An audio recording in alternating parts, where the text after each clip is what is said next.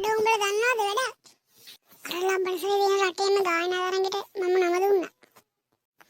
උඹ විතරයිද? මාත් ඕකට නම දුන්නා. මේ පාර පළවෙනි තැන ගන්නේ මම තමයි. මගේ කටහඬ දන්නවනේ. කෝකිල කූජනය වගේ.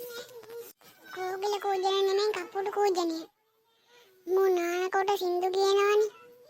අපේ ගෙදර වටේ ඉන්න බල්ලොත් බයට දුවනවා. උඹට ඊර්ෂ්‍යායි කවිෂ්ඨ. මට තියෙන දක්ෂතාවයට අපි දෙන්න නියුන් වුණාට ඔබට පීඩා තියෙන්නේ කුහකකම විතරයි. හරි රණ්ඩු නොවි ඔබ කියන සින්දුවේ පේලිය කියවක බලන්න. ජජ් බෝඩ් එකට කලින් මම අහලා බලන්න. මාතාර්තනා බලාපොරොත්තු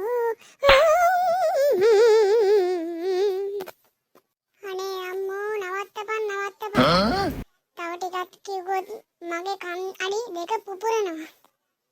අම්මෝ කසුන් ඔබ තරගයට ගියොත් ජජ් බෝඩ් එකේ ඉන්න අය තරගය අතහැරලා දුවයි. උඹට සුවරද මේ ගායනා තරගයක් කියලා? නැත්තම් බය හිතන සද්ද තරගයක්ද? උඹලට මගේ අඩියක් නැහැ. මේක දින සල්ලි තෑග ගත්තම තමයි උඹලට තේරෙන්නේ. ඒක නෙමෙයි මචං. ඔබ තරගයට යන්න ඕනි නම් මම හොඳ අදහසක් කියන්නම්. මොකද්ද කියපන් ඉක්මනට.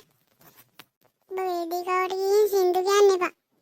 කට විතරක් හොලවපන්. බෑග්ග්‍රවුන්ඩ් එකෙන් කවිෂ්ක කියයි මේ සින්දුව. මොකද උඹලා නියුන් නිසා එක කටහඬනේ තියෙන්නේ. හැබැයි මූට සින්දු කියන්න පුළුවන්. අන්න පට්ට අදහස.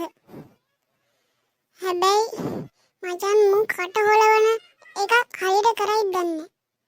නිකන් බත් කනවා වගේ හොලවයිද දන්නේ. තොපි දෙන්න මාව බල්ලා ගන්නට දැම්මනේ. හිටපන් කරන්න. පව් බන්නරු.